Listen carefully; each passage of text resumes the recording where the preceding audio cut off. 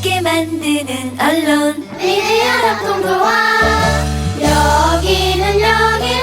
여기는 국민TV. 함께 만드는 언론 미디어 협동조합. 여기는 국민TV.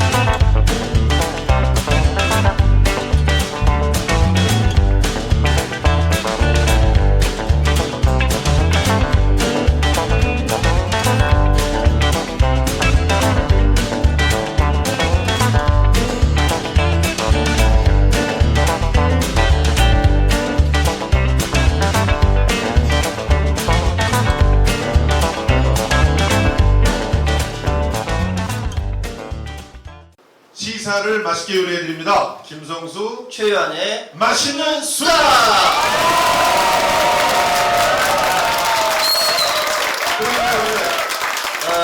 시즌 2? 예. 이제서 하는 거예요. 예. 네. 아, 이거 박수 끝나야지. 아, 그렇군요. 박수 소리만 들어서는 한 10,000명 온 것 같습니다. 예, 여러분들 이렇게 그 얼굴 뵈니까 너무나 반갑습니다. 저는 문화평론하는 김성수입니다. 김철수 평론가 옆에서 항상 따라다니는 껌딱지 최유한입니다. 예. 안녕하세요. 뭐 사실 저희가 이렇게 평론을 하면서 이렇게 방송을 갖다 만들어내고 있지만 이렇게 반응이 있는 방송을 또 굉장히 오랜만에 해보기 때문에 네, 굉장히 기분이 좋습니다. 상당히 참 업되고 있는 그런 방송은요, 예. 그 스튜디오에서 둘만 서로 이야기할 때 예. 서로 얼굴 보면서 하하하 웃잖아요. 예. 그거 진짜 어색하거든요. 그거 참아가면서 하는 거예요. 예. 근데 여러분이 이 얼굴 보면 웃고 싶겠어요, 사실. 이렇게 비싸나? 두고 보자.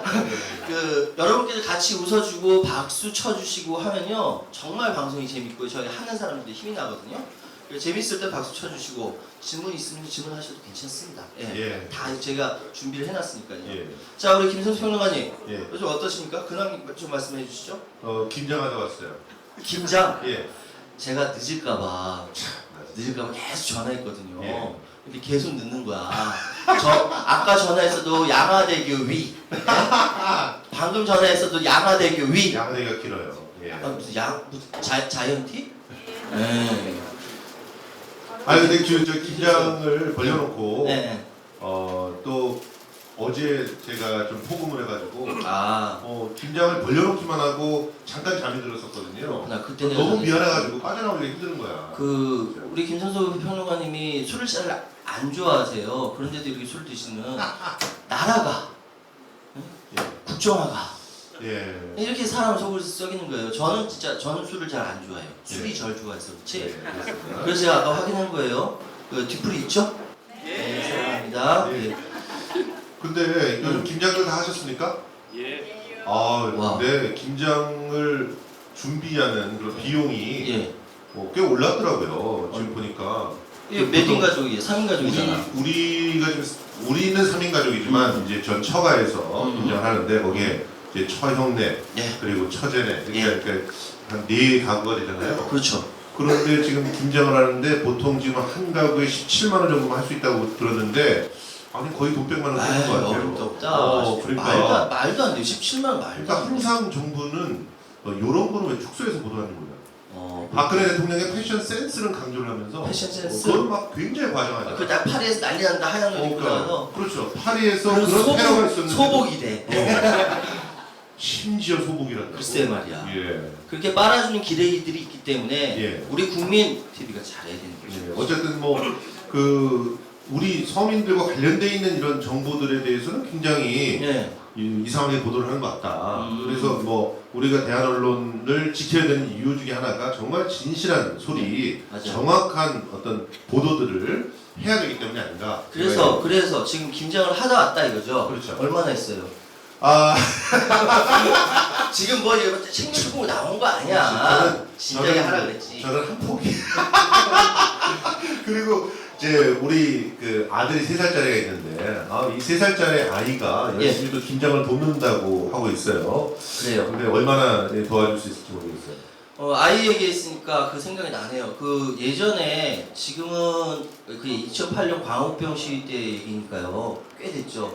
그때 어린이집을 다녔던 우리 큰아들이 지금 초등학교 5학년이 됐어요. 네, 지금도 이제 기회가 되면 시위를 나가지 아빠가 바빠가지고 요즘 못 나가는데 그때 어린이집 다닐 때 한참 광우병 시위 가서 노래를 배운 거야. 그래서 난 까먹고 있었는데 어린이집에서 전화가 왔네. 뭐라든 이제 그날 다 아이들 앞에 나와서 노래하는 시간을 가졌대요. 띠약 병아리 뭐 이런 노래 하는데 한결이가 딱 나와가지고 대한민국은 민주공화국. 네. 왜냐면 그때 그 한참 그 시위만 나가면 그게 빵빵하게 흔들렸잖아요. 그게 외운 거야. 초등학교 5살 때. 네.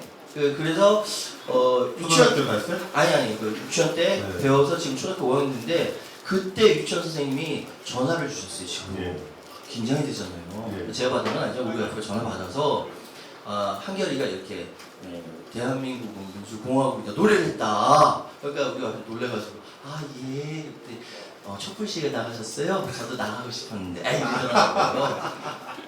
아무리 언론이 권력이 지금도 마찬가지야.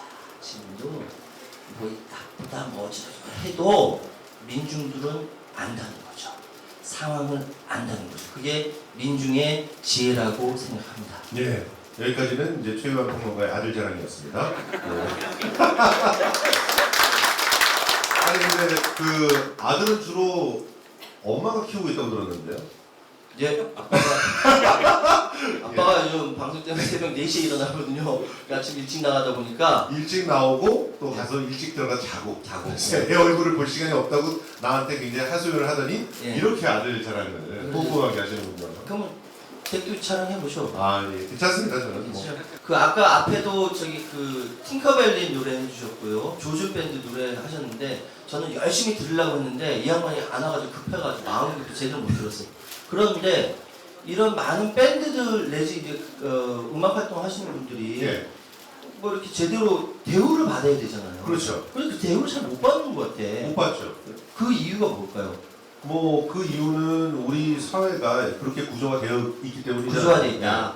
빈익빈 부익부로 완전히 이렇게 딱 정리가 돼 있는데 예술계도 마찬가지입니다. 마찬가지 그 얘기 좀 해주세요. 그 사실 제가 이제 마포 문화재단에서 그 사업본부장을 하면서 일을 했었는데 그때 그 굉장히 충격적인 그런 몇 가지 사건들이 있었어요. 그 사건 중에 하나가 예를 들어서 인디 밴드들 있지 않습니까? 인디 밴드의 실태를 나름대로 조사를 해봤어요.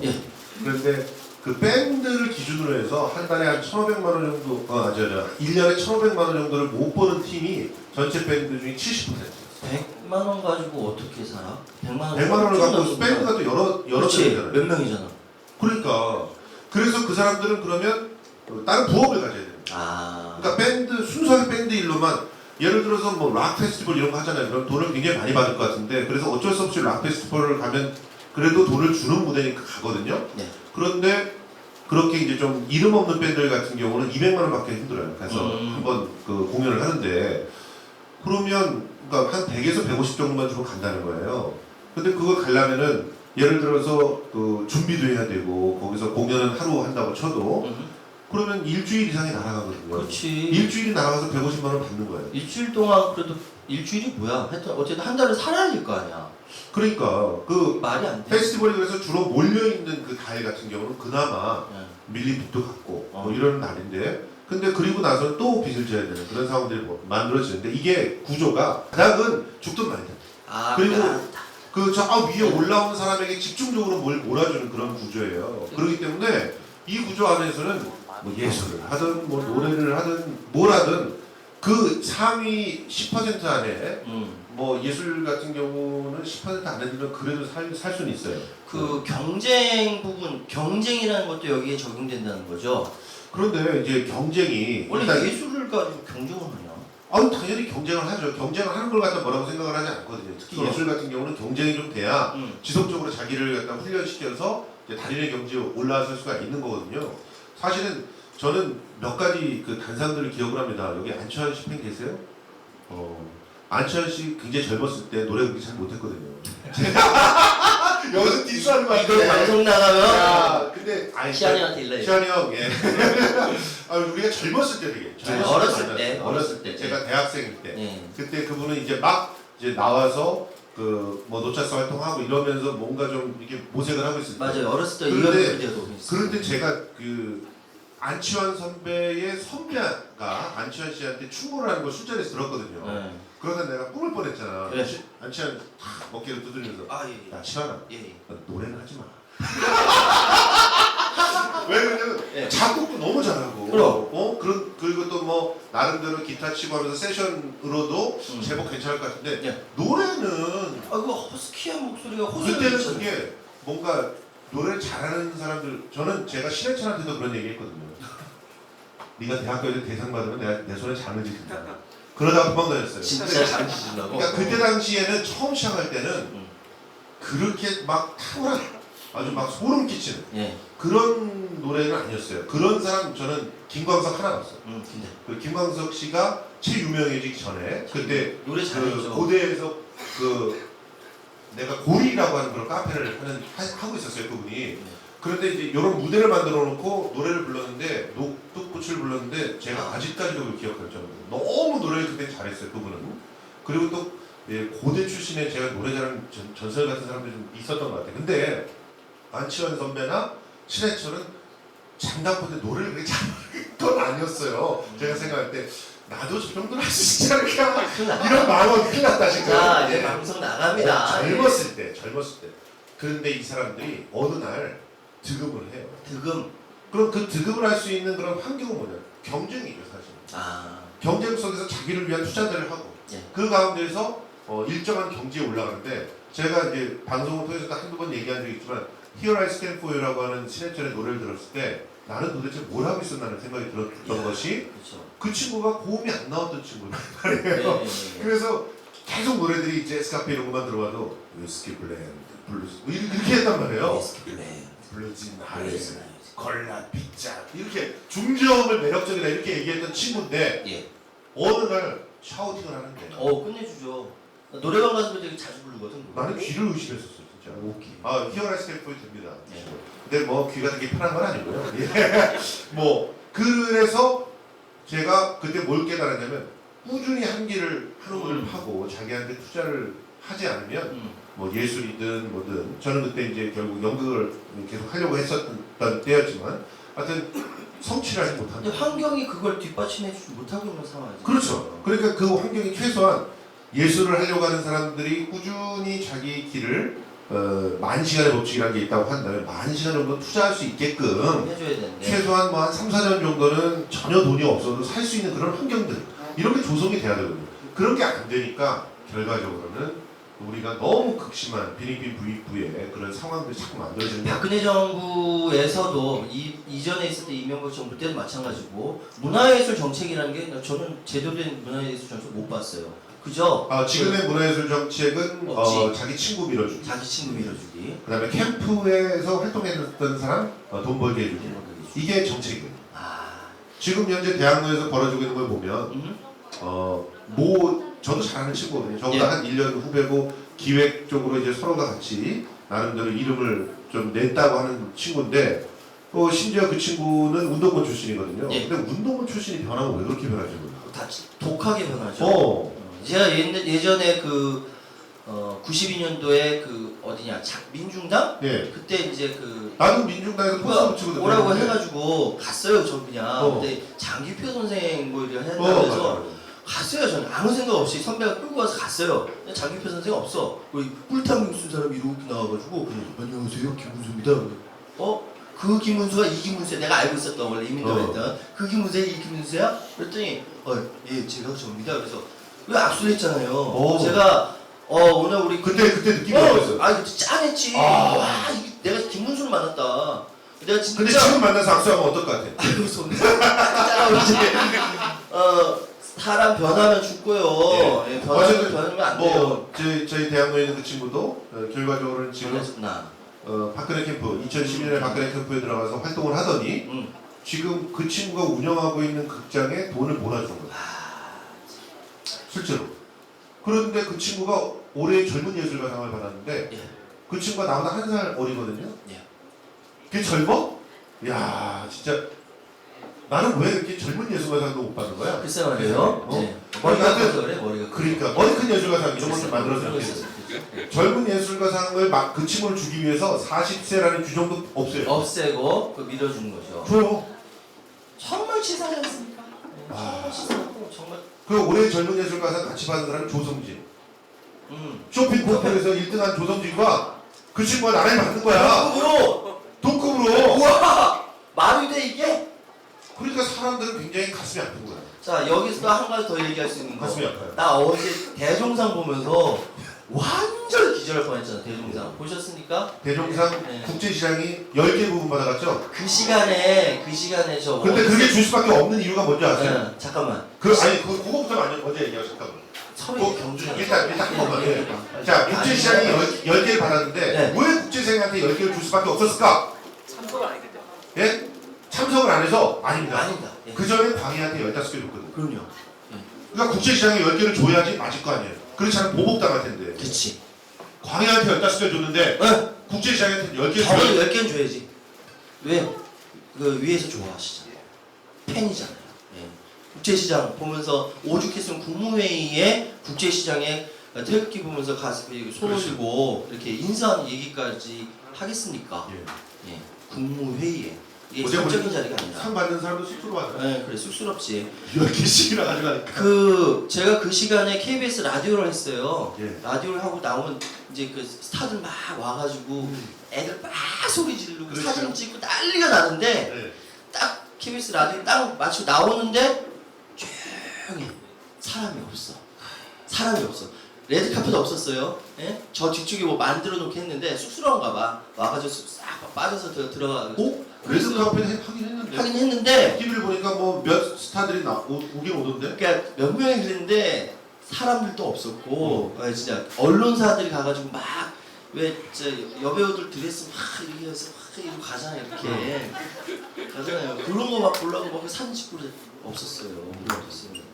아무튼 박근혜 정권의 문화 정책이나 대중문화 정책이나 이 모든 부분이 편파적으로 진행되고 있다. 이거 언론이 살아 있으면은 이렇게 못할 텐데 예. 그래서 결론적으로 국민 TV가 잘해야 된다라는 말씀입니다. 예. 고맙습니다. 초대 손님 모시고 같이 얘기를 하다 자, 우리 정찬호 의원님 모시겠습니다. 네, 박수.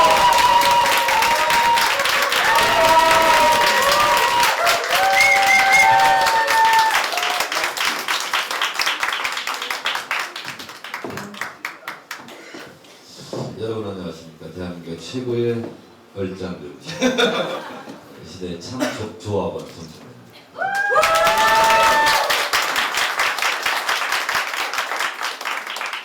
반갑습니다. 네. 아니 근데 저는 예. 김성수 평론가가 진짜 제 선배인 줄 알았어요. 왜요? 이 자리에 앉아 있으면서 제 후배인지 처음 알았어요. 아, 그러셨어요? 안치환하고 형이라고 하는 거 보니까 분명히 내 후배네. 예. 네, 안치환하고 동갑이에요. 아, 그렇죠. 네. 아, 저희 우리 구면 아니신가요? 후배네요. 네. 저희 마포에 있을 때. 마포문화재단에서 일하셨고 예. 저희 의원회관에 한번 오셨었죠. 그렇죠. 묘령의 여인과 함께.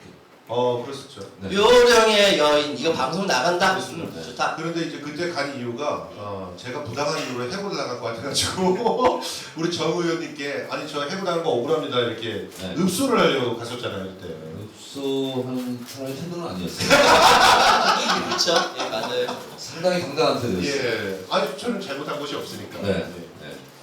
아무튼 그랬습니다. 그런 그때의 인상은 와 정청래 의원께서 굉장히 참 그 이렇게 친근한 그런 면모도 있으시지만 또 굉장히 카리스마가 있구나 그런 생각을 했습니다. 역시 의원회관에서 뵈니까 의원님 같이 보이시더라고요. 아니 뭐 자기 나하고 하는데 그럼.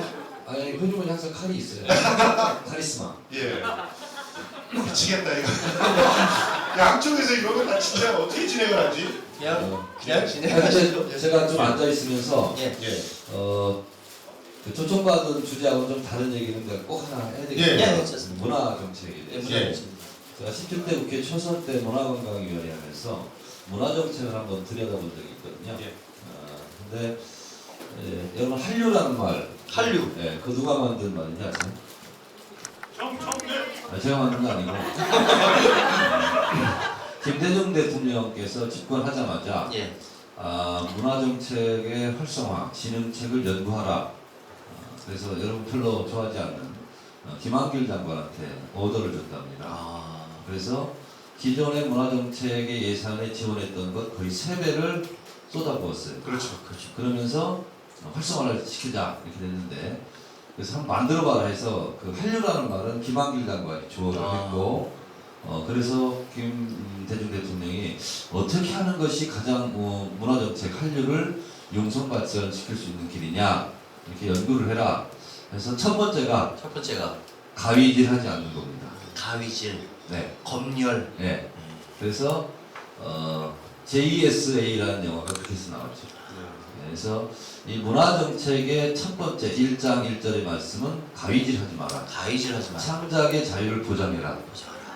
이런 거부터 시작된 거니까 그리고 그것이 노무현 대통령 때 소위 말하는 문화 콘텐츠 산업의 주문기로 이어지죠. 이게 대표적인 게임이 대표적인 것이 온라인 게임입니다. 그래서 제가 e스포츠를 발전해야 된다. 예. 그래서 e스포츠 발전을 위한 국회의원 모임을 만들고 회장을 했었죠. 와. 네, 그래서 제가 깜짝 놀랐던 것이 2004년도에 자료를 보니까 2002년도에 이미 드라마, 음반, 영화를 팔아서 벌어들인 수입의 4배를 온라인 게임이 벌어들이고 있었습니다. 그래서 그것이 기반이 돼서 지금 뭐 야구단도 창설하고 게임 회사 이렇게 됐죠. 근데 그것이 급전직하 폭삭 망하는 계기가 뭐냐면 이명박 정권 들어서서 소위 말하는 가위질을 시작한 거죠. 표현의 자유를 억압하고 그러면서 우리 문화산업도 쇠퇴기에 접어들어서 지금 실망하고 있다. 예. 이상 박수로서 마치도록 저는 일단 설명에서 많이 느끼는데 이제 그때 노무현 정권 때와 이명박 정권 때의 가장 결정적인 차이는 노무현 정권 때는 4사람을 심더라도 좀 그래도 귀가 열려 있는 4사람을 심었어요. 그래서 아래서부터 올라오는 얘기들을 그래도 들으려고 했거든요. 근데 지금 이 시대는 제가 제일 놀라는 게요. 대학로의 모든 요직들이 다 기자 출신입니다. 기자 출신들이 어쩜 그렇게 낙하산으로 들어가 있는지. 그러니까 그렇게 열심히 빨아다니는 거예요. 내가 무슨 짝이라도 하나 하려면 열심히 빨아다니는 거예요. 노무현 대통령이 가장 힘든 게 뭐냐라고 물어본 적이 있어요. 기자들한테. 아니 도올 선생이 문화일보 대기자 하면서 네. 청와대에 가서 인터뷰를 합니다. 예. 그러니까 집권 1주년 기념으로 그때 노무현 대통령이 이렇게 얘기합니다. 우리 편이 욕하는 게 제일 괴롭다. 그러니까 진보 진영의 매체가 그때 노무현 대통령도 엄청 공격했고 그렇죠. 또 조중동 보수적 언론에서 엄청 공격했는데 조중동이 공격하는 것은 그러려니 했는데 우리 진영이라고 우리 편이라고 생각했던 데서 공격하는 것에 대해서 이해해주지 못하고 공격하는 것이 제일 나를 힘들게 한다. 예. 이런 얘기를 한 적이 있거든요.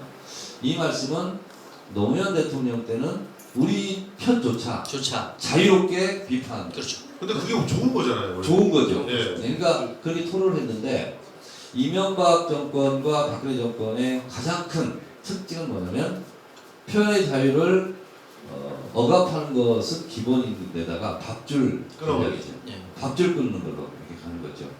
그러니까 KBS에서 이번에 그 고대영 사장 취임했잖아요. 예, 고대영 사장. 노조에서 파업을 계속 하려고 했는데 결국은 못하게 지금 됐는데 지난번 사장 때 파업했을 때 문호동 무임금 원칙을 철저하게 이렇게 하다 보니까 조합원들이 월급을 못 받잖아요. 그렇죠. 파업을 하면. 그래서 뭐 개인 기도도 하고 이렇게 개인 알바도 뛰고 이렇게 하다 보니까 그것이 이제 트라우마처럼 돼서 이번에는 상당히 주저주저하고 그런 또 원인이라고 제가 KBS 어떤 친구한테 들었어요. 그러니까 굉장히 무서운 거예요. 밥줄 끊는 저기가. 그렇습니다. 그 사실은 이미 끊겨 있는 사람 있잖아요. 끊겨 나 열심히 하고 있는데. 종편을 못 나가요. 아니 근데 얼굴 보니까 끊긴 얼굴은 아닌데. 우리 저기 평론가들 있지 않습니까? 저 얼마 전에 그 황모시기 하라는 이제 그 평론가가 그 위주령 운하고 말도 안 되는 소리하고 옆에 전 신지호 의원이 테이저건으로 조져버려야 된다 뭐 이렇게 얘기했는데 평론가들도 사실 나가서 센 발언으로 이게 주목받지 않으면은 아예 센 발언으로 주목받지 않으면 계속 이렇게 공격하다 보면 저희 밥줄 끊겨요 실제로 안 불러요. 그래서 조심조심한 자기 검열이 있거든요. 거기서의 센 발언이라는 건 청와대를 향한 센 발언이죠. 그치. 충성의 센 발언. 근데 그거거나 아니면 정청대를 심하게 조지거나 이런 거죠. 저는 아무나 안 조져요. 그런데 진짜 정청래 의원님께 제가 어떤 별명을 붙여드리고 싶었냐면 순결한 혀. 순결한 혀. 너무 순결해서 통제가 잘 안 될 때가 있어요. 근데 자유로운 혀. 예, 순결해. 굉장히 순결해. 저는 나는 그 온갖 그 억압과 검열의 누처리에도 나는 꿋꿋이 내 얘기를 하겠다. 이런 느낌들이 있는 것 같아요. 저는 뭐 저런 것 때문에 말을 못하면 일단 못 견뎌요 제가. 그러니까요. 그렇죠. 제 자신에 대해서 화가 나요. 그래서 그냥 합니다 얘기를. 자, 순결한 혀.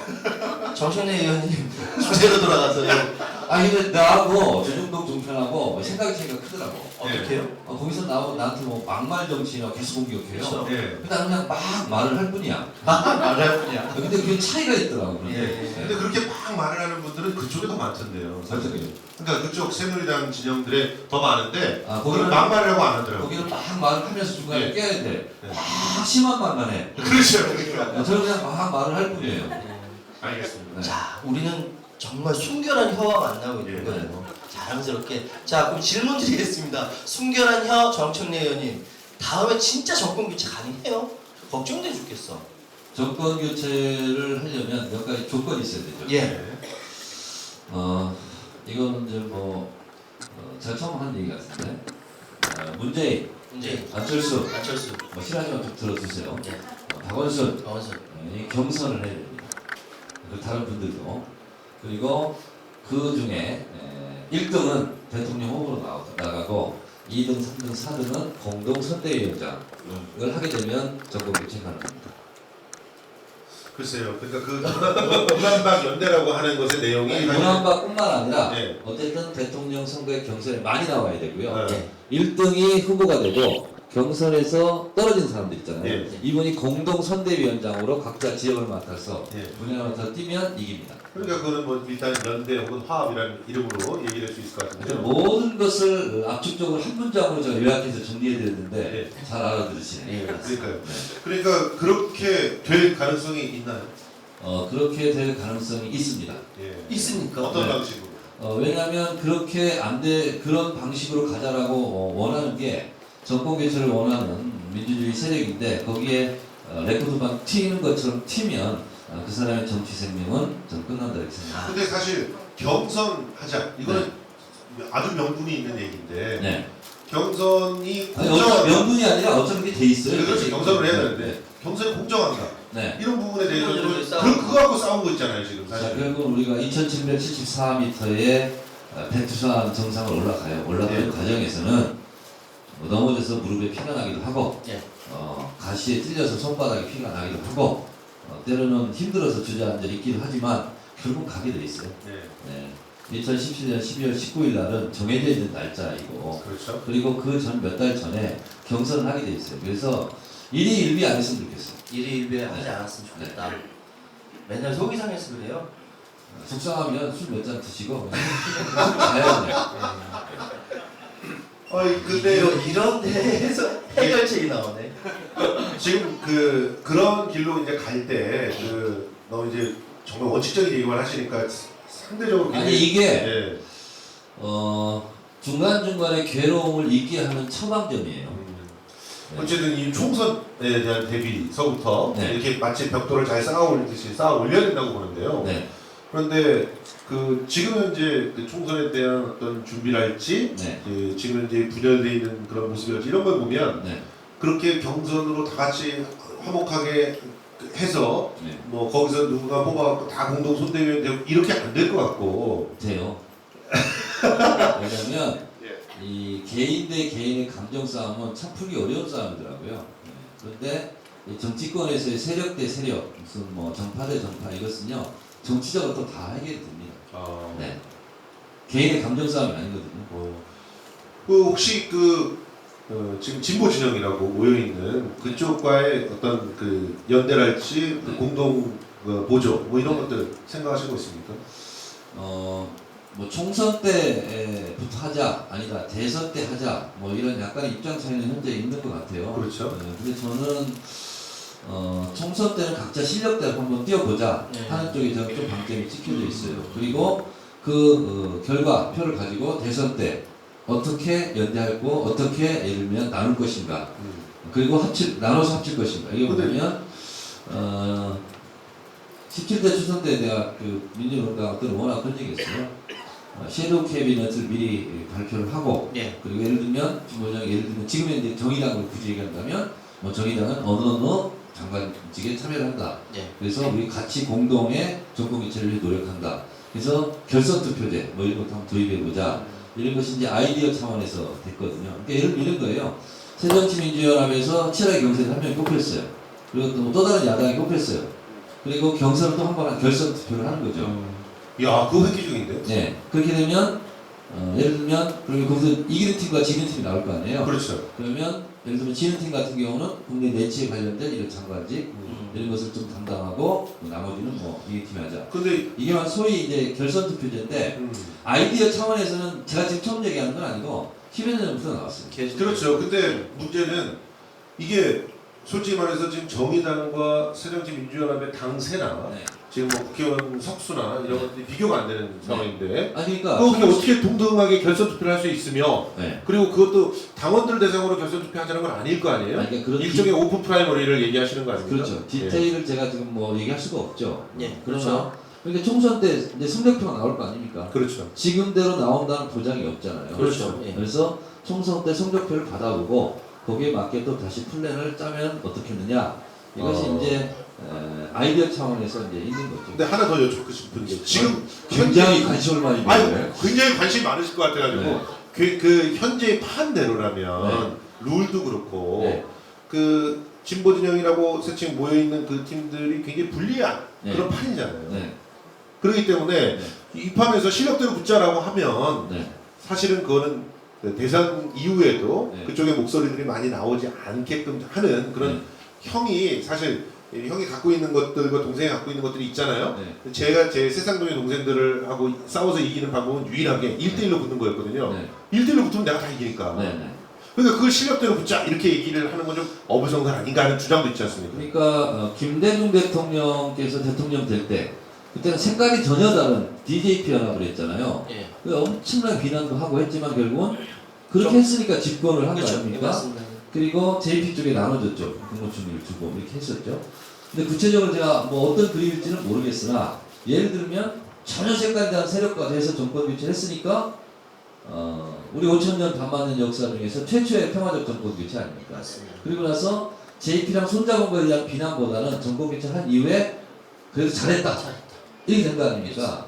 근데 지금은 2012년 때는 거의 뭐 진보진영이 이정희 후보 사퇴하면서 1대1 붙은 거 아닙니까? 이미 우리 경험이 있잖아요. 그래서 2017년 같은 경우는 새누리당 빼고 우리 다 한번 모여보자. 그것이 정권 교체를 가능하게 한 일이라면 뭐 예를 들면 그 세력이 8대2라도 우리 그럼 6대4로 나누자. 뭐 이렇게 할 수 있는 저는 있다고 봅니다. 그럴 수 있다라는 생각을 하는데 지금 먼저 더 중요한 거는요. 지금 야당이 그 야권이 이 얼마나 현재의 새누리당 그러니까 현재 여권에 대비해서 잘 싸우는가. 아시겠지만 유신 때는 정말 야당 의원들은 소수였고 그 소수 중에서도 낮에는 야당하고 밤에는 여당하는 인간들도 있었거든요. 요즘도 그런 사람이 있는 거 아니야? 몰라. 그건 내가 안 봤으니까. 그때 낮에는 안 봐서 모르겠어요. 네, 낮에는 야당하고 밤에는 여당했던 사람이 그때 지금 나오는 이철승이라고 하고 맞아요. 막 그런 얘기가 많았어요. 근데 그건 뭐냐면 얼마나 똘똘 뭉쳐 잘 싸우는가의 문제고 지금 새정치민주연합의 127석이니까 이거 어마어마하게 큰 의석 수거든요. 근데 잘 못 싸워. 이 부분에 대해서 말씀을 해달라고 저 천하장내 쳐다봤는데 의원의 순결한 혀가 지금 속에서 순결한 울리고 있는 것 같습니다. 한번 기대해 보세요. 순결한 혀. anyway 당을 대표해서 죄송하게 생각합니다. 예, 저도 답답합니다. 이 지경이 되면 예전 김대중 또 YS 시절의 야당 같은 경우는 정권 퇴진 얘기가 자연스럽게 나오는 거죠. 당연하죠. 예, 근데 지금은 집회장에서만 나오고 또 그 주장을 하는 사람을 폭력 가격 시위로 몰아가는 예. 역할을 하는 거니까 야당이 지금 전혀 입술의 역할을 못 하고 그러니까요. 있는 거죠.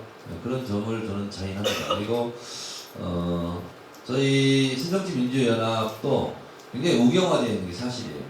그래서 사실은 17대 초선 때를 보면 제가 서 있는 위치가 있을 거 아니에요. 17대 초선 때. 예. 지금 19대 재선이 돼서 서 있는 위치가 똑같아요.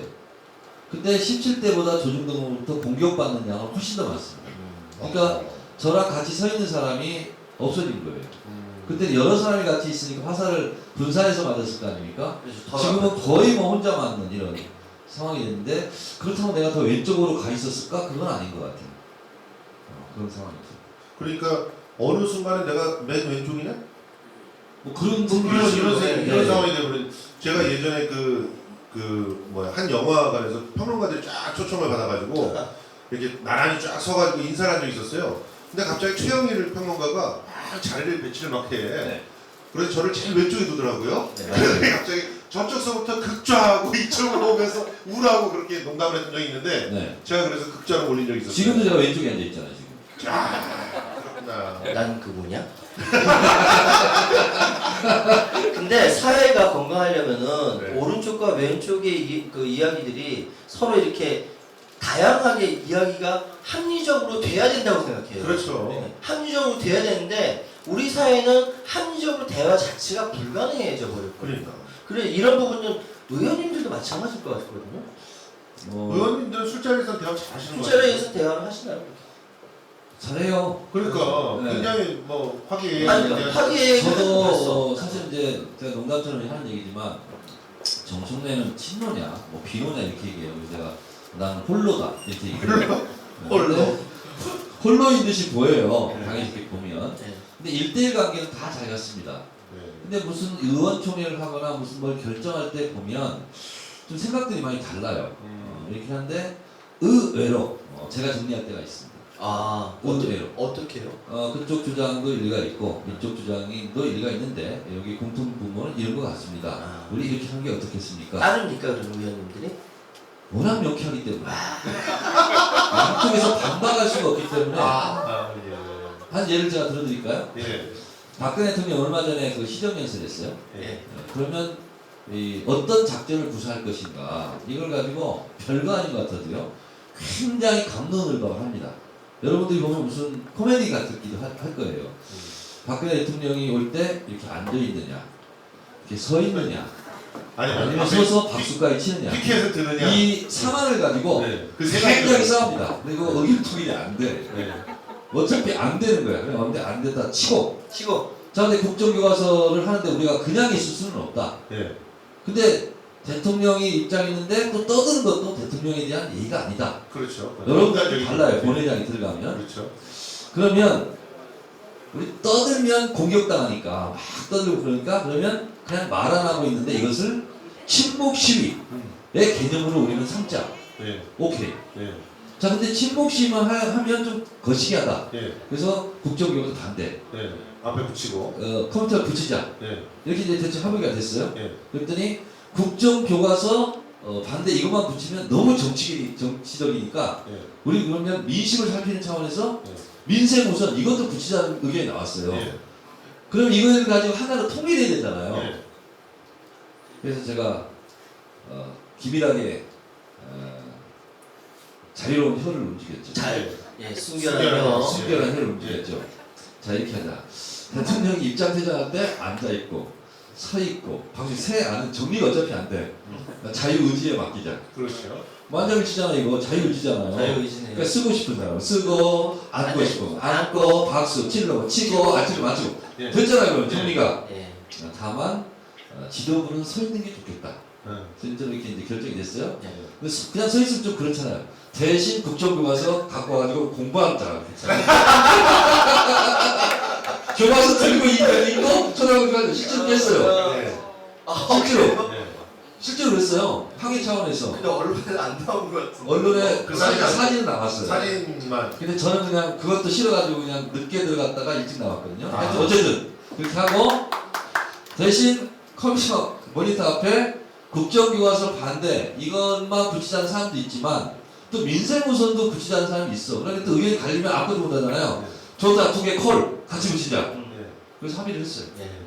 그래서 그날 모처럼 대통령이 입장 퇴장할 때 되면 옛날에 새누리당도 그랬어요. 노무현 대통령 들어오면 서서 박수 치는 사람, 앉아 있는 사람, 눈 감고 있는 사람, 그쪽도 그랬어. 그렇죠. 근데 우리도 마찬가지야. 그래서 입장할 때는 자유의지, 그리고 우리가 말 안 하는 것은 침묵 시비 그 개념, 그리고 모니터에서 우리가 주장할 것은 국정교과서 반대, 민생우선 우선 이렇게 정리를 한 사람이 접니다. 예. 거기보다 조정력이 있어. 네. 거기보다. 전 진짜 방송에서 이거 보면서 막 파파이스 보면서 진짜 대단한 깔때기라고 생각을 했거든요. 네. 실제로 깔때기가 대단하시나. 아니 이거를 깔때기라고 보는 그 우파적 시각이 있어요. 진실을 말하고 있다는 진보적 입장도 있어요. 네, 저는 노고했다고 있어요. 내 오른쪽이 안 돼 있습니다. 아니 근데 그 지금 이제 국회에서 이렇게 활동을 하다 보면은 네. 그 제일 왼쪽에 있는 것처럼 이렇게 비춰져요. 비춰진다고 했잖아요. 네네. 그런데 이거는 그 보도의 문제인 건가요? 아니면 실제로 그 정정래 의원의 어떤 제안이라든가 네. 뭐 어떤 견해가 좀 그래도 진보적인 쪽인가요? 사실은 17대 총선 때 더 진보적이었어요. 그랬던 것 같아요. 예. 민주노동당 의원들이 낸 법안에 거의 다 소명했어요 제가. 근데 19대 들어서는 좀 덜했어요 제가. 네. 그래서 어떻게 보면 17대가 더 진보적이었는데 그때는 그렇게 진보적인 것처럼 비춰지지 않은 이유는 그룹핑이 돼 있었으니까. 이렇게 한 20-30명 의원들 속에 있으니까 단지 조선일보하고만 싸우는 게 딱 도드라졌었는데 지금 보면 없어 어디 갔나 이런 거예요. 그래서 저는 가만히 있으나 어쨌든 그것을 순망치안이라고 얘기하시는 분도 있어요. 그래서 네. 그러니까 통합진보당 진보당도 없어지고 통합진보당의 해체를 왜 수수방관했느냐 네. 그런 얘기를 하시는 분도 그러니까 이제 통합진보당이 없어질 때도 뭐 그럴 것 같아서 그런 건 아니지만 이건 아니다라는 생각이 들었어요. 그래서 뭐 프랑스에 갑자기 생각이 안 나는데 어떤 유명한 철학자가 그런 얘기 했잖아요. 난 당신의 주장에 동의하지 않는다. 네. 그러나 당신의 말할 권리를 위해서 당신과 끝까지 싸우겠다. 볼테르였나 그래서? 네? 아 볼테르 맞다.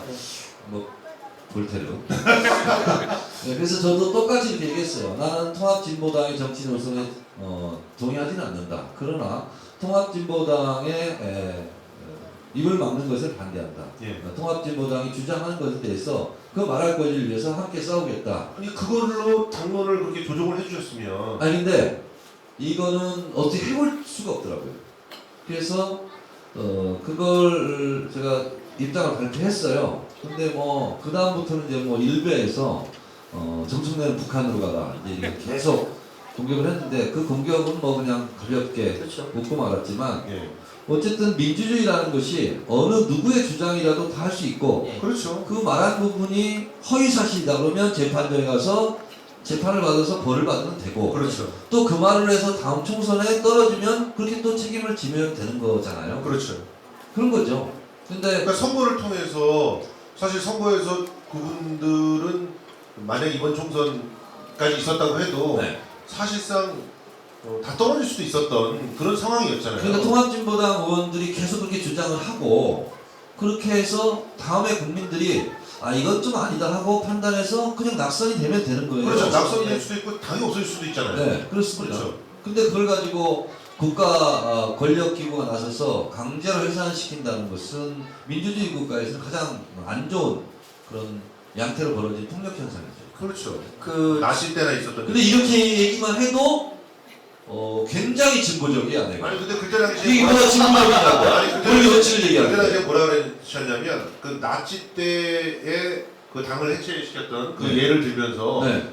나치랑 비슷한 일을 하고 있는 거 아니냐라고 네. 얘기했는데 갑자기 종편에서 와 들고 일어나면서 어떻게 나치랑 비교를 하느냐 그런데 하는 짓들을 보면 나치랑 비슷해요. 지금 현 정권이 그러니까 그래서 굉장히 순결한 여가 갑자기 그렇죠. 갑자기 네. 생각해 어떤 목사님이 있었어요. 나는 공산주의자였다. 나치가 나를 잡아갔을 때 네. 아무도 말하지 않았다. 네. 나는 사회주의자였다.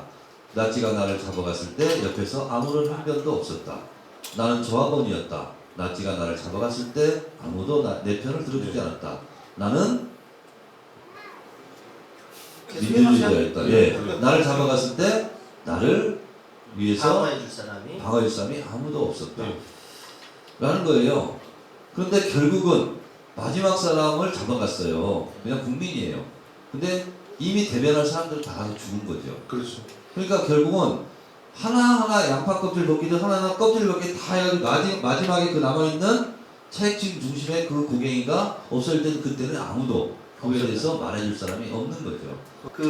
지금 사실은 그래서 언론의 문제가 굉장히 심각하거든요. 세상 사람들이 세상을 바라볼 때 언론을 통해서 세상을 바라보지 않습니까? 근데 그게 다 편파적으로 돼 있으니까 문제인데 이 대한민국의 언론 문제 뭐 전문가시지 않습니까? 조선일보 제일 앞에 싸우시고 근데 우리 국민들 이 방송 보시는 우리 시청자 여러분은 어떻게 생각해야 할까요? 그 말씀 좀 해주세요. 원래는 문화일보랑 먼저 그렇게 싸우셨었죠.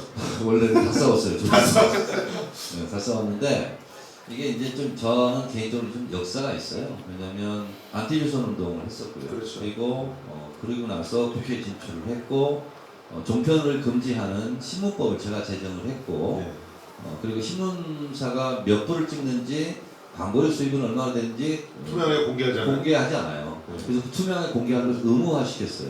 그래서 그 법이 통과됐어요. 그래서 종편이 탄생할 수 없었는데 그리고 저를 총선 때 보복을 했죠. 조선일보 문화일보에서. 그렇죠. 제가 떨어졌죠. 네. 그리고 나서 KBS 정현주 사장 쫓아내는 거 했고 그 다음에 언론 장악 시나리오에 의해서 미디어 악법 날치기를 했죠. 네. 그 미디어 악법 날치기라는 게 다른 게 아니고요. 2004년도에 제가 만들었던 신문법을 찢는 과정이었어요. 그렇죠. 법을 바꾸는 거죠. 그래서 바꾸는 과정이었어요. 그래서 신문고시를 제대로 하지 않아도 되고 그리고 종편은 틀렸고 그 나오는 게 조중동 종편 이런 거였어요. 그러니까 저로서는 10여 년의 지난한 과정이 있는 거죠.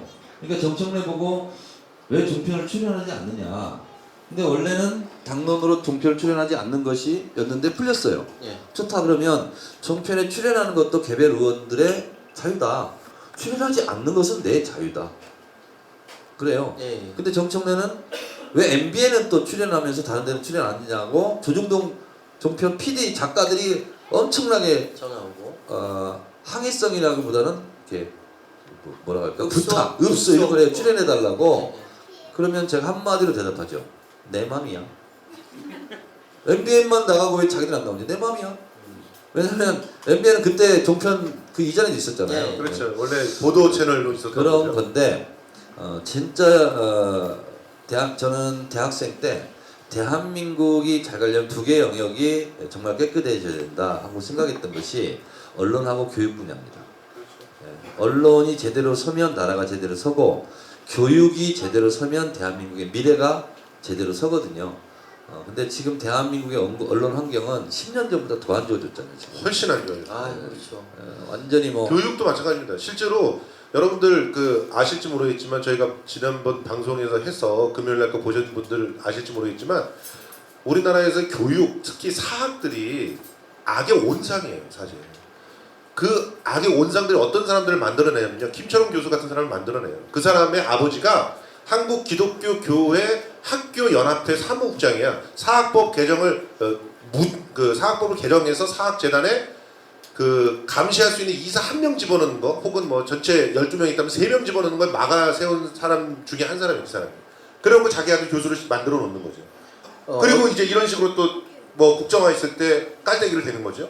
그런 식으로 작동하게 되는 거예요. 한쪽은 사학재단을 중심으로 해서 교육을 더럽히고 계속 교육을 경쟁시켜서 개천에서 용이 못 나게 하면서 자기 자식들을 금수저문 자식들을 계속적으로 그 안쪽에 집어넣어서 이론적인 부분을 갖다가 마치 말도 안 되는 비논리적인 주장, 논술학원에서는 한 30 정도 못 받는 주장들을 하는데도 그것이 옳은 얘기인 것처럼 만들어 놓고, 그리고 다른 한쪽에서는 언론을 통해서 그것을 막 유포를 하는 거죠. 그래서 우리 눈을 가리고 있는 거죠. 의원님, 한 가지 더 여쭤보고 싶은 게, 저는 계속 여쭤볼게요. 이제 국정화 교과서 뭐에 돼봤자 1년도 못 쓸 거라 저는 생각하는데, 저는 그거 확신하거든요. 그런데 그럼에도 불구하고 문제는 아이들 교육의 문제예요. 제가 아이 아빠로서, 새 아이 아빠로서 앞으로 이 사회에서 장가 갔어요? 천사가 있었습니다. 대회 천사가. 성공했네. 예, 천사가 있었어요. 그렇구나. 예. 던져줬어요, 저는. 그 천사가 지금 아이 셋을 세상은 키우고 살다 있어요. 보면 이렇게 의로운 천사들이 있어요. 그렇습니다. 네. 예. 감사합니다. 저희 마눌님 감사합니다. 방송에서 얘기하는 걸 되게 싫어하는데 네. 어쨌든 아이 셋을 키우는 아빠로서 지금의 교육에 대해서 굉장히 심각하게 고민할 수밖에 없거든요. 네. 아이 키워보셨잖아요. 저절로 컸어요. 저절로 컸어요. 도저히 저도 뭐 아니 저 교육계에도 좀 있으셨잖아요. 그러니까 그렇죠. 그 얘기를 좀 해달라고 했는데 저절로 컸다고 어떻게? 예. 아이 이 시대에 사는 아빠 엄마들로서 아이 어떻게 키워야 돼요? 아이는 제가 이제 이것도 제가 전문 분야잖아요. 네, 그렇죠. 어느 네. 분야가 전문 분야 아니겠어요. 제가 대한민국 중요한 문제 연구소 중문연 소장이잖아요. 네, 맞아요. 중요한 문제는 제가 다 연구해요. 네. 예. 아이는 잘 키워야 됩니다. 그렇죠. 감사합니다. 네. 잘 키워야 돼요. 예. 근데 잘 키우려면 어떻게 잘 키우는지 그걸 물어봐요. 그러니까 그걸 여쭤본 거예요, 제가. 그래요. 아이는 그 끊임없이 인내하는 부모의 인내심이 필요합니다. 예. 그래서 소위 말한 자기주도 학습이라는 게 있지 않습니까? 그래서 유치원 다닐 때까지는 아이들이 스스로 해보게 만드는 것. 네. 그러니까 성질 급하다고 양치하는 거 애들 막 흘리고 그러잖아요. 뺏어가지고 엄마 시켜주거든요. 이게 예. 아이 교육을 망칩니다. 그래서 일단 첫 번째는 원칙은 아이가 서툴러도 하는 것을 옆에서 지켜봐주는 것. 냅둬라 이거잖아요. 냅둬라 이거예요. 냅둬라. 네. 냅둬라. 네, 이게 첫 번째고요. 두 번째는 저도 좀 문제가 있어요. 우리 아들 이름을 한라에서 백두까지 막 이렇게 큰 이름을 막 짓거든요. 네. 이거 좀 자제해 줬으면 좋겠어. 아빠들이, 엄마들이. 그리고 아이들하고 대화하는 것, 이것이 두 번째입니다. 그러니까 대화해라. 저희 누나가 애들을 잘 키웠어요. 둘 다 아들 둘인데 저희 누나가 했던 게 방식이 뭐냐면 그냥 버스를 탑니다. 그리고 종점부터 종점까지 왔다 갔다 해요. 그러면서 버스에 타가지고 애가 이제 물어보잖아요. 엄마 저건 뭐야? 그럼 저건 슈퍼인데 저기는 물건을 사는 곳이고 뭐 이렇게 쭉 설명을 해줘요. 저건 뭐야? 저건 교회인데 뭐 가서 기도하는 곳이야. 그래서 그 버스를 종점에서 종점까지 타고 가면서 그걸 계속 설명해 주는데 다른 버스를 계속 탔답니다. 예. 그러면 엄마하고 대화가 되잖아요. 그래서 초등학교 3학년 때 이미 승부가 납니다. 그때까지 그렇게 안 하면 아이들이 3학년 넘어가잖아요. 이제 대화를 엄마 아빠랑 하는 줄을 모른대요. 그래서 저희 집도 엄마랑만 대화하고 저랑은 대화를 아직 하는 줄을 몰라요. 예, 저처럼 살지 않으면 돼요. 아니 방금 전에 전문가라고 하시. 아니 그러니까 전문가도 직접 체험한 전문가가 있고 아하. 반성하는 전문가가 있잖아요. 반영 전문가가 있고 말은 잘하는 전문가가 있고. 그리고 중학교 때는 제가 이제 초등학교 6학년 졸업식 때 항상 하는 말이 있습니다. 6학년 때까지 일기 쓰거든요. 중학교는 일기 안 씁니다. 그래서 중학교 때는 엄마 아빠가 꼭 해야 될 일이 뭐냐면 일기 쓰는 것을 훔쳐보지 말되 일기를 쓰라고 온갖 가모지서를 통해서 그렇죠. 일기를 쓰게 만들어라. 예. 중3까지. 그러면 그 애는 미래가 창대하리라. 그런데 저희는 솔직히 교과서 국정화 문제와 관련돼 가지고 그러면서 어떻게 얘기하는 거야. 교육을 대처할까 이런 거 아니 좀 근데 요게 이제 듣고 싶었는데. 기본이 돼서. 이거 기본이고. 그럼 기본이 중요한 되고요. 거잖아.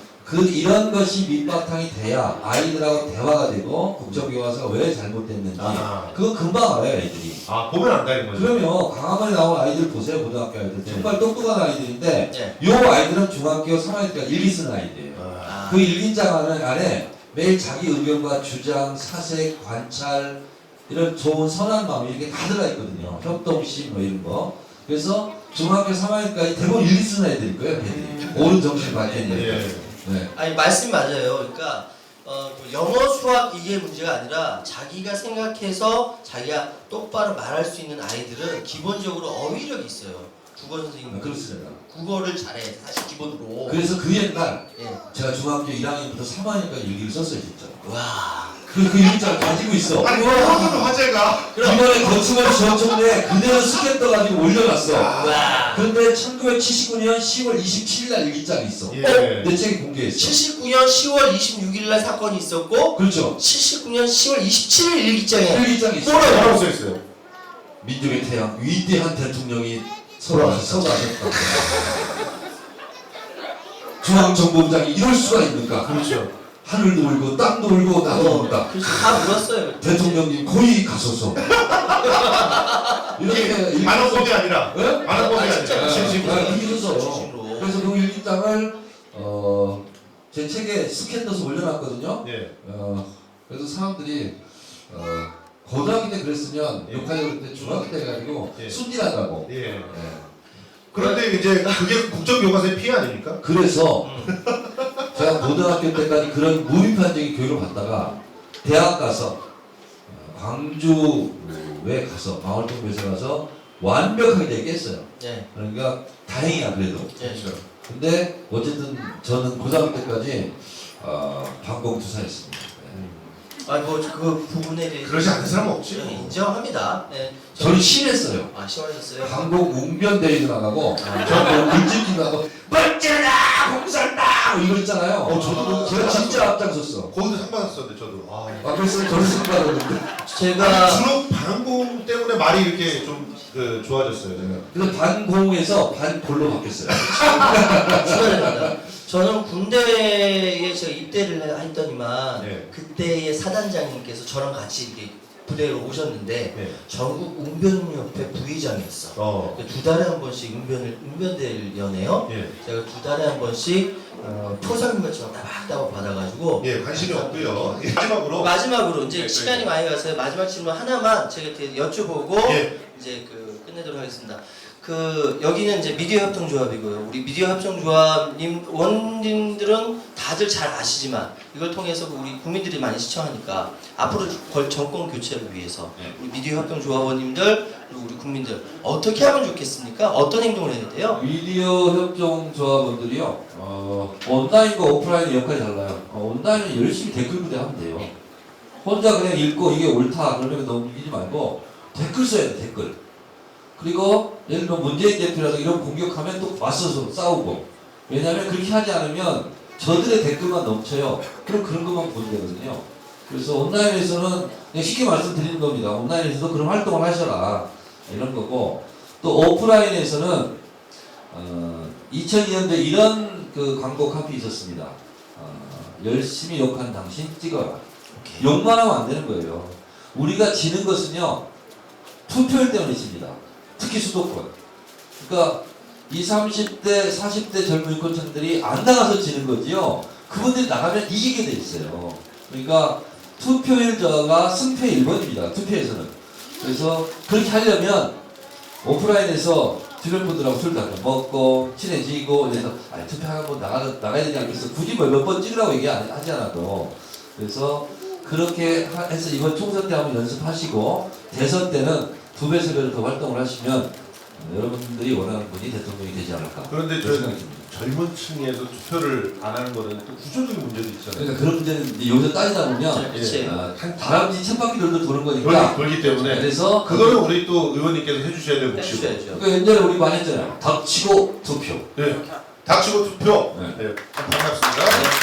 예. 그러면 이제 시간이 많이 지났기 때문에 마무리를 위해서 저희 하도록 하겠습니다. 세 사람 같이 좀 빠진 아니요 상태로 같이 예. 인사하고 일어나서 방송할 때가. 일어나서 끝나서 제일 좌파 중간 기회주의. 예. 어떻게 인사할까요? 즐겁게 보셨는지 모르겠습니다. 하여튼 우리 미디어 협동조합에서는 꾸준히 올바른 소리를 갖다가 전달해드리는 그런 매체가 되도록 노력하고요. 어떤 소리라도 거르지 않고 전달해드리려고 노력을 하고, 특히 맛있는 수다에서는 이렇게 정청래 의원님과 같은 순결한 혀를 환영합니다. 많은 분들이 참여를 해서 재밌는 시사 이슈들을 수다로 빚어내는 그런 프로그램을 하도록 노력하겠습니다. 이제 정철 의원님. 정철래 의원님을 모시고 지금까지 김성수 최 의원의 맛있는 수다 여기서 마치겠습니다. 감사합니다.